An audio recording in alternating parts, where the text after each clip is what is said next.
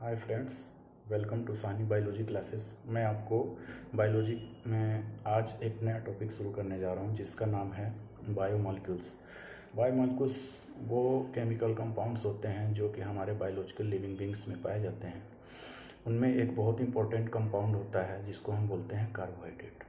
आइए जानते हैं कि कार्बोहाइड्रेट का हमारे जीवन में क्या उपयोग है और ये हमारे शरीर में कैसे बनते हैं। तो देखिए, हमारे अर्थ पे जो भी जीव है या यूनिवर्स में कह लीजिए जो भी जीव सरवाइव करते हैं या जो भी ऑर्गेनिज्म सरवाइव करते हैं, उनको सरवाइव करने के लिए जो सबसे इम्पोर्टेंट कंपाउंड है उसको बोलते हैं कार्बोहाइड्रेट। कार्बोहाइड्रेट का काम क्या होता है? एनर्जी। और एनर्जी के बिना यूनिवर्स में एक भी कुछ भी पॉसिबल नहीं है। कोई ऑर्गेनिज्म पॉसिबल नहीं है, या ये कह लीजिए कि यूनिवर्स ही सस्टेन नहीं करेगा अगर एनर्जी नहीं रहेगा। तो इतना इम्पोर्टेंस है हमारे लाइफ में या यूनिवर्स के लिए एनर्जी का। तो सर्वप्रथम कार्बोहाइड्रेट हमारे पास बॉडी में आया कैसे या फिर बना कैसे? इसके लिए देखिए, हमारे पास सोलर सिस्टम में अल्टीमेट सोर्स जो होता है एनर्जी का, वो क्या है? हमारे सोलर सिस्टम में सन। सन में क्या होता है? न्यूक्लियर फ्यूज़न होता है, जिसके कारण क्या होती है? बहुत सारी एनर्जी निकलती है। उस एनर्जी का क्या होता है? कुछ पार्ट हमारे क्या होती है? अर्थ पे भी आती है। किस फॉर्म में? रेडिएशन के फॉर्म में। जो रेडिएशन सन के द्वारा हमारे अर्थ पे आती है उसको हम बोलते हैं सोलर रेडिएशन। ये सोलर रेडिएशन बहुत सारे स्पेक्ट्रम में आती है, जिनमें से कुछ स्पेक्ट्रम होते हैं जिसको हम विजिबल स्पेक्ट्रम कहते हैं, जिसको आप विबग्योर नाम से जानते हैं। तो हमारे अर्थ पे प्लांट वो ऑर्गेनिज्म है जो इस विजिबल स्पेक्ट्रम को क्या करते हैं? एब्जॉर्ब करते हैं और उसको कन्वर्ट करते हैं केमिकल एनर्जी। क्यों? क्योंकि ये जो सोलर रेडिएशन है या इस जो स्पेक्ट्रम है, इसको हम क्या कर सकते हैं? किसी फॉर्म में यूटिलाइज नहीं कर सकते। इसको यूटिलाइज करने के लिए सर्वप्रथम ज़रूरी है कि हम उसको कन्वर्ट करें यूजेबल एनर्जी में। तो वो काम कौन करता है? हमारे जो प्लांट्स हैं, जिसको हम प्रोड्यूसर्स बोलते हैं, वो ये काम करते हैं। किस प्रोसेस के द्वारा? उस प्रोसेस का नाम है फोटोसिंथेसिस। फोटोसिंथेसिस में हमारे ग्रीन प्लांट्स या प्रोड्यूसर्स क्या करते हैं? जो सोलर रेडिएशन विबग्योर के फॉर्म में आ रही है, उसको क्या करते हैं? वो ट्रैप करते हैं। और हमारे फोटोसिंथेसिस में दो रिएक्शंस होते हैं, एक लाइट रिएक्शन होती है, एक डार्क रिएक्शन होती है। तो लाइट रिएक्शन में क्या किया जाता है? सबसे इंपॉर्टेंट काम क्या किया जाता है कि ये जो सोलर रेडिएशंस आते हैं विबग्योर के फॉर्म में, उसको हम कन्वर्ट करते हैं, प्लांट्स द्वारा कन्वर्ट करते हैं एटीपी के फॉर्म में, जिसको हम बोलते हैं केमिकल एनर्जी। ये हमारे लाइट रिएक्शन बनाए जाते हैं। ये एटीपी एक बार जो बन गई तो ये एटीपी क्या हो जाती है? यूजेबल एनर्जी हो जाती है।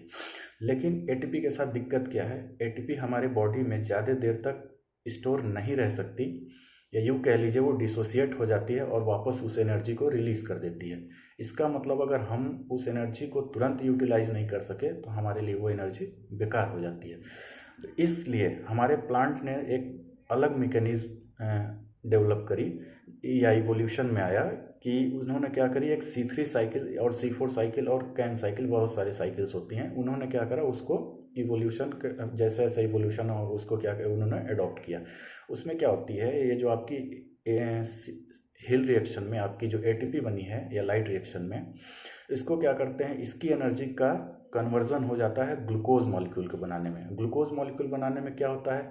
आपकी CO2 इन्वायरमेंट से और वाटर मॉलिक्यूल से हाइड्रोजन यूज़ किया जाता है, और जो सोलर एनर्जी के कारण जो एटीपी बनी है, इस एटीपी एनर्जी का काम यूज़ कहाँ किया जाता है? आपका कार्बोहाइड्रेट बनाने में। तो कार्बोहाइड्रेट में बेसिकली होता क्या है? जैसे CO2 में 1 कार्बन है, और आप जो हमारे ग्रीन प्लांट जो फोटोसिंथेसिस में प्रोड्यूस करते हैं उसका नाम होता है ग्लूकोज।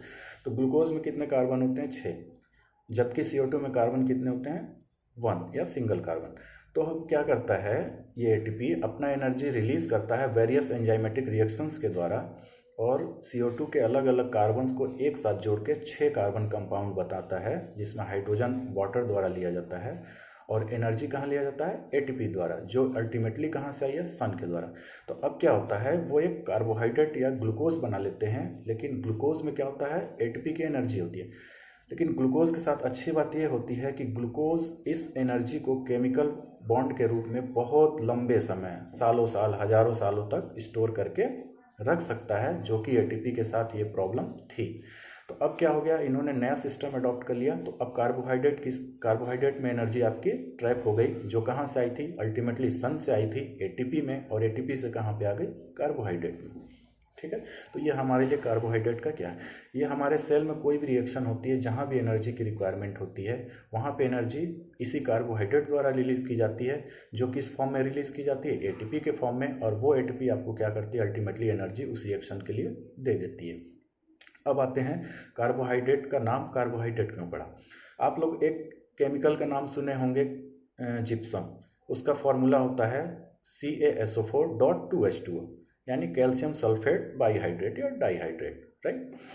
अब कार्बोहाइड्रेट का इंपेरिकल फार्मूला या जनरल फार्मूला क्या होता है, आप सभी जानते होंगे, CnH2nOn। अगर हम इसमें n से डिवाइड कर दें तो आपको फॉर्मूला क्या मिलेगा, C1H2nO1, या इसको हम सिंपली ऐसे कह सकते हैं CH2O, राइट। तो आप देखिए, इसको जिप्सम से मिलाइए और इसको मिलाइए, तो जिप्सम में क्या है, CaSO4.2H2O, तो हम ये कह सकते हैं C.H2O। तो जिप्सम क्या है, हाइड्रेट्स ऑफ कैल्शियम सल्फेट है, तो इसको हम कह सकते हैं हाइड्रेट्स ऑफ कार्बन। इसलिए कार्बोहाइड्रेट को हम बोलते हैं हाइड्रेट्स ऑफ कार्बन, इसलिए इसका नाम पड़ा कार्बोहाइड्रेट। अब आते हैं कार्बोहाइड्रेट हमारे बॉडी में या लिविंग ऑर्गेनिज्म किस किस फॉर्म में पाया जाता है।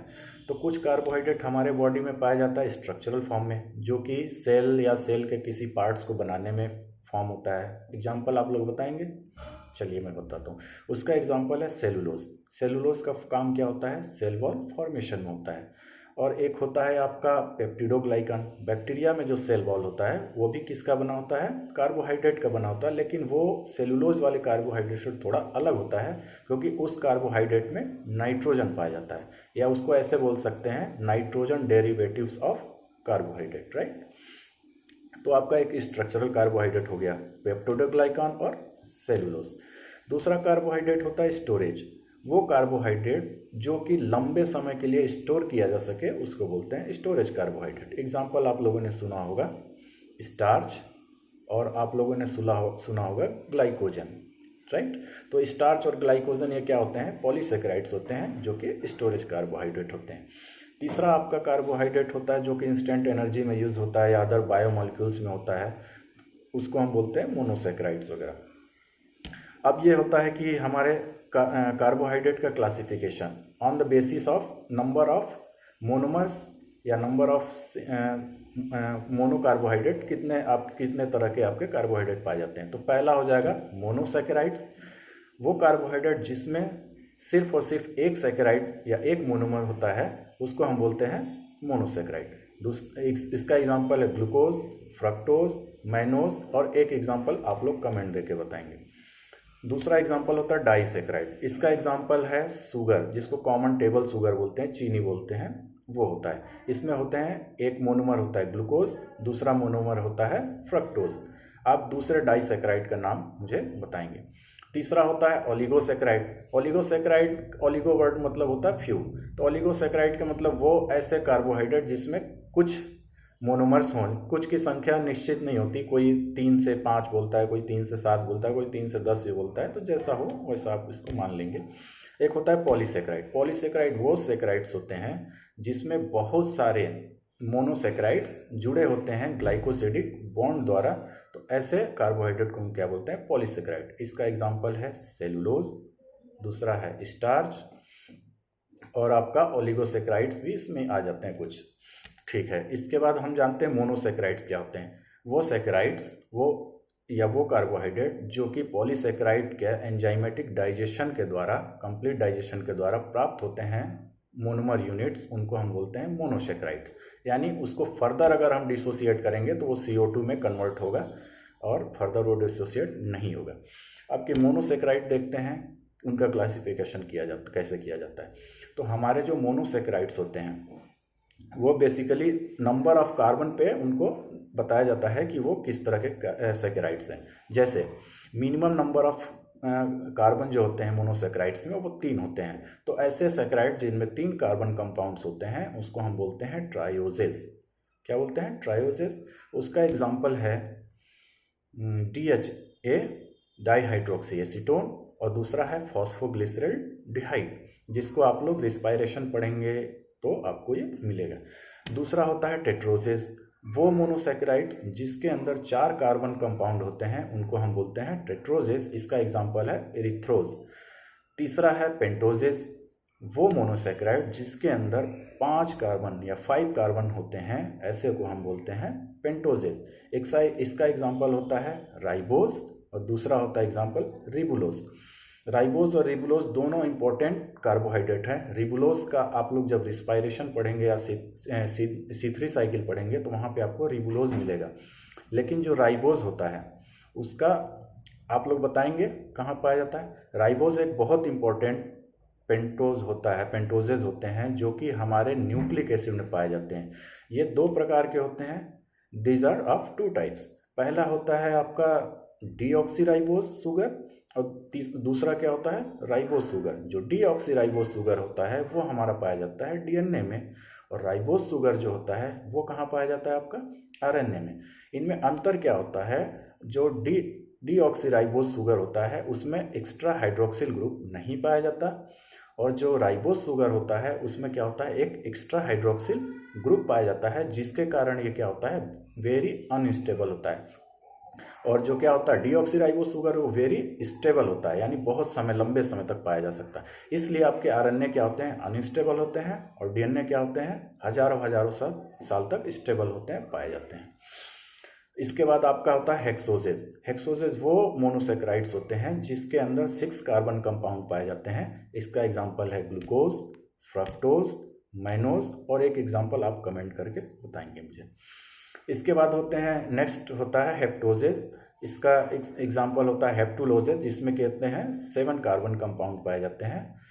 मैं आपको इसके बाद नेक्स्ट कार्बोहाइड्रेट पे वीडियो अगर आप लोग लाइक करेंगे और अप्रिसिएट करेंगे तो मैं आपको नेक्स्ट स्लाइड में अवश्य दूंगा, और नेक्स्ट टाइम से मैं कोशिश करूंगा कि इसको आपको बोर्ड पे प्रॉपर तरीके से जिस तरह से लेक्चर दिया था उस तरह से दूं। जस्ट मैं आज क्लास इनिशिएट कर रहा था, तो मैं चाहता हूं कि आप मेरे चैनल को सब्सक्राइब करें और लाइक करें।